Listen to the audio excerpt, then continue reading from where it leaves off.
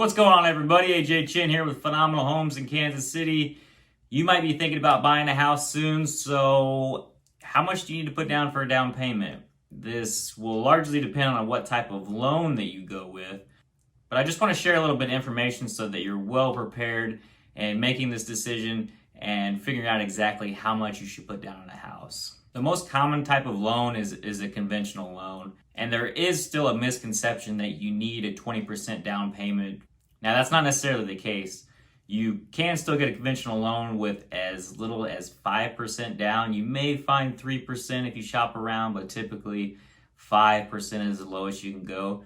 But really, you can put as much as you want. Now, with that being said, if you do put down less than 20% as a down payment, you'll have to pay what's called private mortgage insurance, or PMI.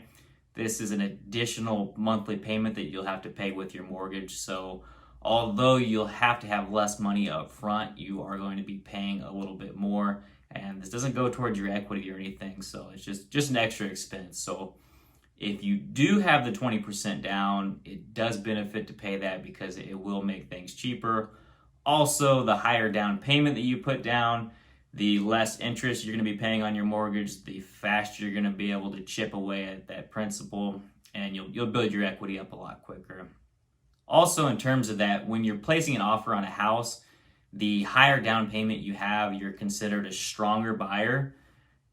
Basically, since you're putting up more money up front, you're considered more reliable, and sellers see you that way too. If a seller receives two offers, both conventional, and one's 20% down and another's 5% down, and the terms are very similar, they're probably going to go with the 20% down buyer just because they're seen as less risk and they're more likely to follow through with the purchase. Now, there are some other government type programs where you can get away with less than a 5% down payment. You may have heard of the FHA program, which only requires a 3.5% down payment. This program's a little bit more restrictive though, and there's a lot of different qualifications to be able to qualify for this type of loan.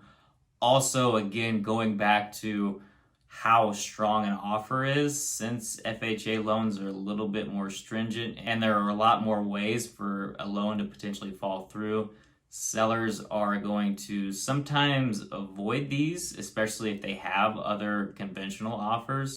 While it may be beneficial for you to put down less money up front, you may be hurting the fact that your offer is not as strong. The same goes for a few other types of loans where you may be able to put down no money. These are a VA loan, which you can qualify with a veteran status. Also a USDA loan, which middle to low income families in certain rural areas can also qualify for.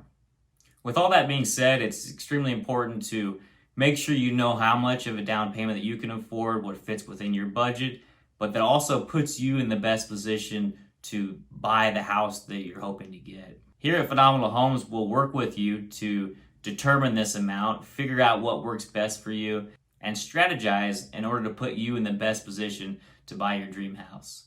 So if you're thinking about getting started on buying a house, reach out to us, see how we can help you out. And remember, we've only got one life. Make it phenomenal.